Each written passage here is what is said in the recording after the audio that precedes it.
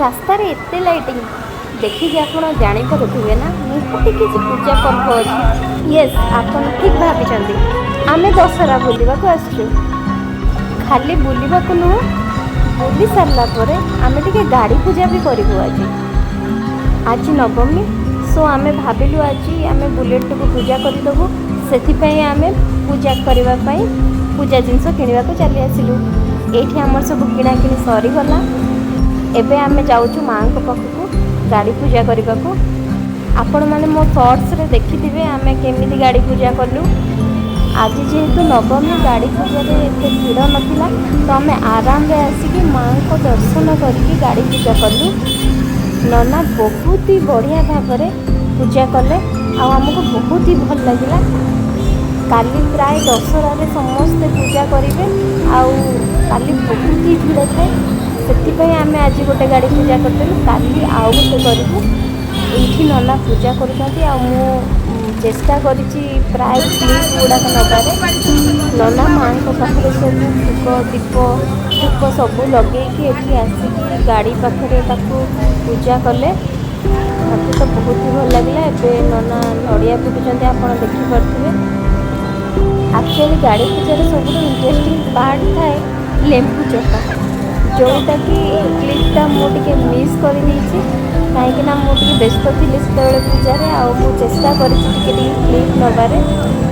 ମୋତେ ଯେତିକ ଟାଇମ୍ ମିଳିଲା ମୁଁ ତା ଭିତରେ ଚେଷ୍ଟା କରିଛି ସବୁ ଭିଡ଼ିଓ କଭର୍ କରିବାକୁ। ଫାଇନାଲି ଆମର ରାତିରେ ବାଇକ୍ଟି ପୂଜା ହେଇଗଲା, ଆଉ ଆମେ ଘରକୁ ଫେରିଲୁ ବୁଲାବୁଲି ସାରିକି। ନେକ୍ସଟ ଦିନ ଆମେ ପୁଣି ବାହାରିଲୁ କାର୍ଟିକୁ ପୂଜା କରିବାକୁ। ଏଠି ଆମର ସବୁ ଜିନିଷ ବି କିଣା ସରିଯାଇଛି, ଆଉ ଆମେ ଏବେ ବାହାରିଲୁ କାର୍ଟିକୁ। ଆମେ ଆଜି ପଞ୍ଚମୁଖୀ ହନୁମାନ ମନ୍ଦିର, ଯେଉଁଟା ଆମ ଘର ପାଖରେ ଅଛି, ଆମେ ସେଇଠିକି ଆସିଛୁ ପୂଜା କରିବାକୁ। ଆଉ ଆମ ଦୁଇ ଜଣଙ୍କ ସାଙ୍ଗରେ ରିଙ୍କୁ ଭାଇ ଆଉ ଲିମା ଦିଦି ବି ଆସୁଛନ୍ତି, ତାଙ୍କ ଗାଡ଼ିଟିକୁ ନେଇକୁ ପୂଜା କରିବାକୁ। ଆମେ ସବୁ ସାଙ୍ଗରେ ପଳେଇ ଆସିଲୁ, କାହିଁକିନା ସାଙ୍ଗ ଥିଲେ ଆକ୍ଚୁଆଲି ଟିକେ ଭଲ ଲାଗେ। ସେ ଯେକୌଣସି କାମ ହଉ, ବୁଲାବୁଲି କରିବାକୁ ହଉ କି ଖାଇବାକୁ ଯିବାକୁ ହଉ, ସମସ୍ତେ ସାଙ୍ଗରେ ଗଲେ ଭଲ ଲାଗେ। ସେଭଳିଆ ଆମେ ସାଙ୍ଗରେ ପଳେଇ ଆସିଥିଲୁ ପୂଜା କରିବାକୁ। ଏଠି ମଧ୍ୟ ନନା ଗାଡ଼ିଟିକୁ ବହୁତ ସୁନ୍ଦର ଭାବରେ ପୂଜା କଲେ। ଆକ୍ଚୁଆଲି ଆମେ ଫାଷ୍ଟ ଆସିକି ଏଠି ଗାଡ଼ି ପୂଜା କରିଦେଲୁ, କାହିଁକିନା ବହୁତ ହି ଭିଡ଼ ଥିଲା। ଆମେ ଗାଡ଼ି ପୂଜା ପାଇଁ ସବୁ ଜିନିଷ ନେଇକି ଆସିଥିଲୁ, ବଟ୍ ଯେହେତୁ ଏଠି ହନୁମାନଙ୍କ ମନ୍ଦିର ଥିଲା, ତ ନନା ମନା କଲେ ଏଠି ଚୁଡ଼ି ଲାଗେନି ବୋଲି। ତ ଆମେ ଚୁଡ଼ିଟାକୁ ରଖିଦେଇଥିଲୁ। ନନା ସେମିତି ହିଁ ଏଠି ଛିଟ ବାନ୍ଧିଥିଲେ ଗାଡ଼ିରେ। ତାପରେ ଗାଡ଼ି ପୂଜାକୁ ଫୁଲ ସବୁ ଦେଇକି ପୂଜା କରିଥିଲେ। ଭିଡ଼ିଓ ଦେଖି ଜାଣିପାରୁଥିବେ କେମିତି କ'ଣ ପୂଜା ହେଲା। ଆସନ୍ତୁ ଦେଖିବା ତାପରେ କ'ଣ ହେଉଛି।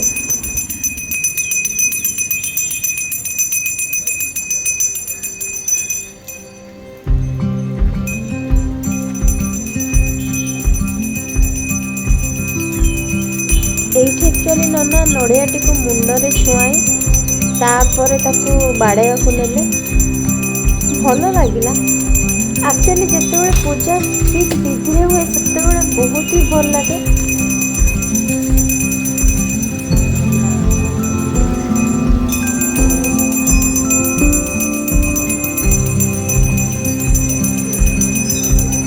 ଏଇଠି ଆକ୍ଚୁଆଲି ଟିକେ କମେଡ଼ି ହେଇଗଲା। ରିଙ୍କୁ ଭାଇଙ୍କୁ ନନା ଆକ୍ଚୁଆଲି ମାଆଙ୍କ ନାଁ ପଚାରିଲେ।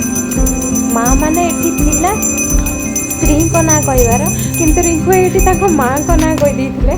ସେଥିପାଇଁ ଏଠି ଟିକେ କମେଡ଼ି ବି ହେଇଗଲା।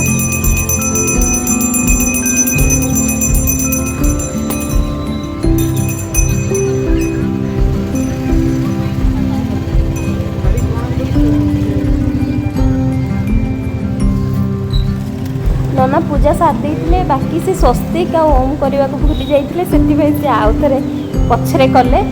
ଆଉ ତାପରେ ଫାଇନାଲି ଆମର ପୂଜା ସରିଯାଇଥିଲା।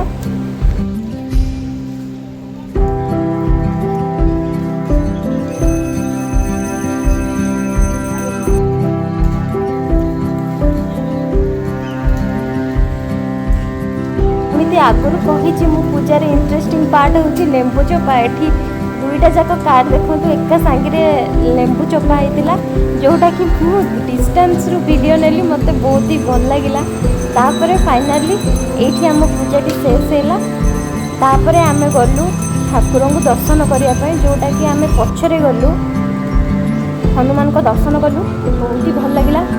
ମୋ ମୁଁ ସେଇଠି ଟିକେ ବସିଗଲି ଆଉ ହନୁମାନ ଚାଳିଶା ଗାଇଲି, ଯେଉଁଟାକି ମୋତେ ଭଲ ଲାଗେ। ଆମେ ବାହାରକୁ ଆସିଲୁ ଆଉ ହଜବେଣ୍ଡ କାର୍ଟିକୁ ଧରି ରାସ୍ତା ଉପରକୁ ଆସିଲେ, ମୁଁ ରାସ୍ତାରେ ଛିଡ଼ା ହେଇଥିଲି।